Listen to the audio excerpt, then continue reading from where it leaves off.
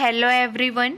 चलिए आज की क्लास हम शुरू करेंगे। हमारा पहला प्रश्न देखिए, भारतीय रेलवे सुरक्षा बल आरपीएफ ने एक अखिल भारतीय अभियान शुरू किया है जिसे किस नाम से जाना जाता है?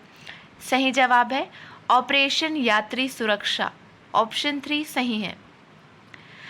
पहला पॉइंट देखिए, भारतीय रेलवे सुरक्षा बल आरपीएफ ने एक अखिल भारतीय अभियान शुरू किया है जिसे ऑपरेशन यात्री सुरक्षा के नाम से जाना जाता है। इस पहल के तहत यात्रियों को 24 घंटे सुरक्षा प्रदान करने के लिए कई कदम उठाए गए हैं। सेकंड पॉइंट है, ऑपरेशन यात्री सुरक्षा को गति देने के लिए आरपीएफ द्वारा जुलाई 2022 में यात्रियों को निशाना बनाने वाले अपराधियों के खिलाफ 1 महीने के अखिल भारतीय अभियान का शुभारंभ किया गया था। अगला प्रश्न है, Indian film festival of Melbourne IIFM में best actor of the year का अवार्ड किसे मिला है? सही जवाब है रणवीर सिंह को मिला है। चलिए ध्यान देंगे। पहला पॉइंट देखिए, Indian film festival of Melbourne awards 2022 के विजेताओं की घोषणा की जा चुकी है। ऑस्ट्रेलिया में हर साल आयोजित होने वाले इस अवार्ड समारोह में भारत की कुछ सबसे प्रमुख और प्रशंसित फिल्मों, टीवी शोज़ और वेब सीरीज़ की स्क्रीनिंग करके इंडियन फिल्म इंडस्ट्री का जश्न मनाता है।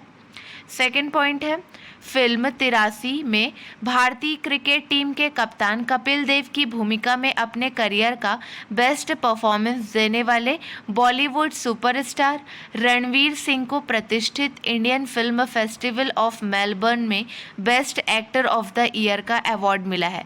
इस फेस्टिवल में शेफाली शाह को बेस्ट एक्ट्रेस का अवार्ड दिया गया है। चलिए ध्यान देंगे, इस फेस्टिवल में शेफाली शाह को बेस्ट एक्ट्रेस का अवार्ड दिया गया है। अगला प्रश्न देखिए, भारत के राष्ट्रपति द्रौपदी मुर्मू ने सशस्त्र बलों और केंद्रीय सशस्त्र पुलिस बल CAPF के लिए कितने वीरता पुरस्कारों को मंजूरी दी है? सही जवाब है 107। ऑप्शन 4 सही है। पहला पॉइंट देखिए, भारत के राष्ट्रपति द्रौपदी मुर्मू ने स्वतंत्रता दिवस की पूर्व संध्या पर सशस्त्र बलों और केंद्रीय सशस्त्र पुलिस बल CAPF के लिए 107 वीरता पुरस्कारों को मंजूरी दी है। भारत में राष्ट्रपति सशस्त्र बलों का सुप्रीम कमांडर होता है।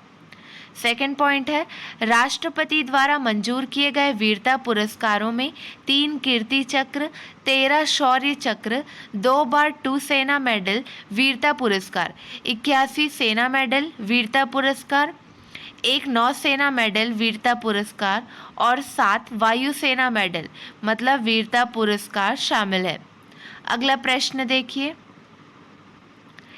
नेट ग्रिड के CEO कौन बने हैं? देखिए 4 ऑप्शन दिए गए हैं।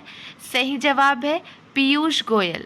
IAS अधिकारी पीयूष गोयल को नेट ग्रिड का CEO नियुक्त किया गया है।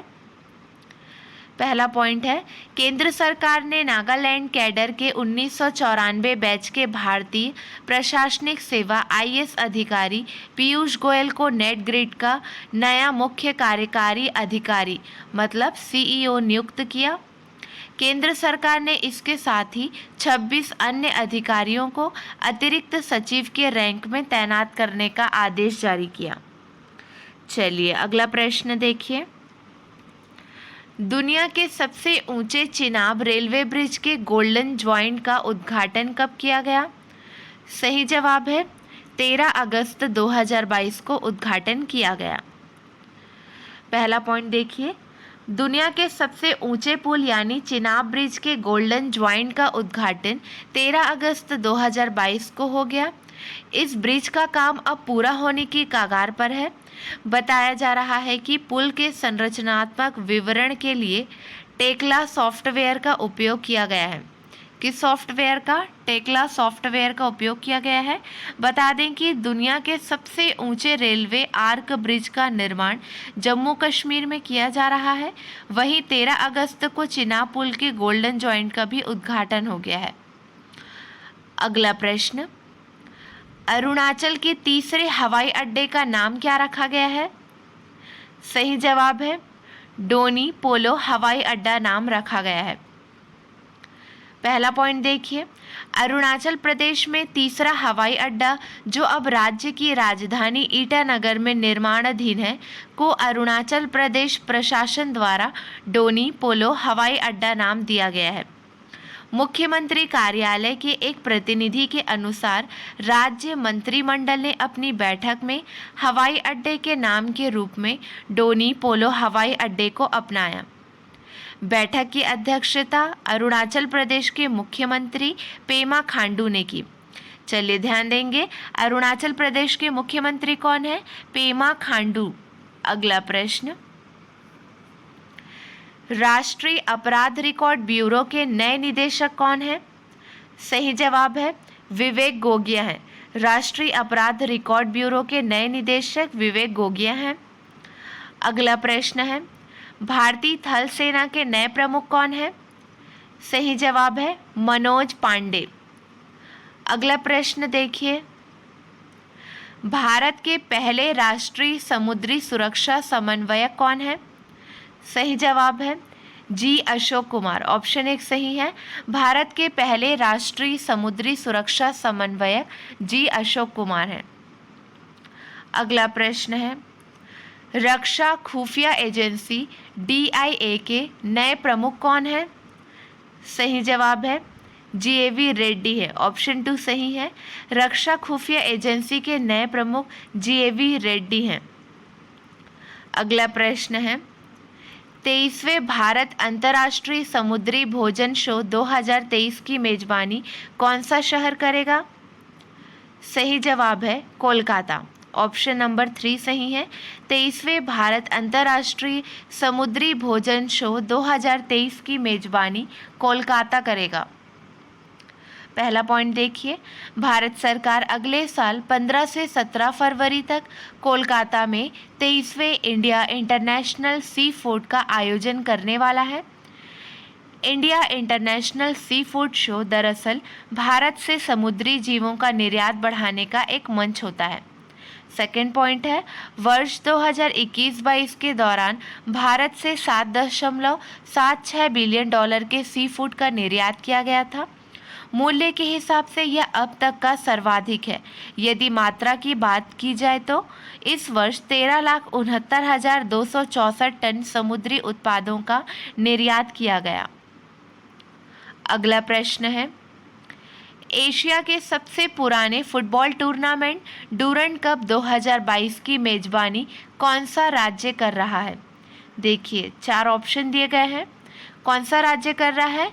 सही जवाब है उपयुक्त तीनों, मतलब असम, पश्चिम बंगाल, मणिपुर तीनों।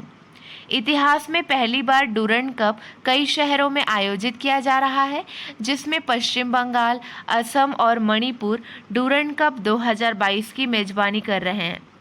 डूरंड कप भारत में 3 प्रमुख फुटबॉल टूर्नामेंट में से एक है। अन्य 2 इंडियन सुपर लीग और सुपर कप है। इस साल टूर्नामेंट में 20 टीमें शामिल होंगी। कौन सा संस्करण है? 131वां संस्करण है। अगला प्रश्न देखिए, football tournament FIFA Nations cup 2022 का आयोजन कहाँ होगा? सही जवाब है ऑप्शन 1 कोपेनहेगन, डेनमार्क में होगा। ठीक है, football tournament FIFA Nations cup 2022 का आयोजन कोपेनहेगन, डेनमार्क में होगा। अगला प्रश्न है, अंतर्राष्ट्रीय शतरंज महासंघ FIDE द्वारा शतरंज ओलंपियाड 2026 का आयोजन कहाँ किया जाएगा? सही जवाब है उज्बेकिस्तान में। अंतर्राष्ट्रीय शतरंज महासंघ द्वारा शतरंज ओलंपियाड 2026 का आयोजन उज्बेकिस्तान में किया जाएगा। अगला प्रश्न देखिए, टाइगर रेंज देशों TRCs की पूर्व शिखर सम्मेलन बैठक की मेजबानी किस देश ने की है? सही जवाब है भारत। टाइगर रेंज देशों की पूर्व शिखर सम्मेलन बैठक की मेजबानी भारत देश ने की है। ऑप्शन 1 सही है। चलिए आपके लिए 2 प्रश्न है, इसका सही जवाब आपको कमेंट सेक्शन में देना है। प्रश्न देखिए, हाल ही में अंडर 16 वर्ग की पहली खेलो इंडिया महिला हॉकी लीग 2022 किस शहर में आयोजित की जाएगी? अगला प्रश्न है, डाबर इंडिया लिमिटेड के नए अध्यक्ष कौन बने हैं? चलिए आज के लिए बस इतना ही। अगले वीडियो में मिलेंगे नए प्रश्नों के साथ। Keep watching and keep learning.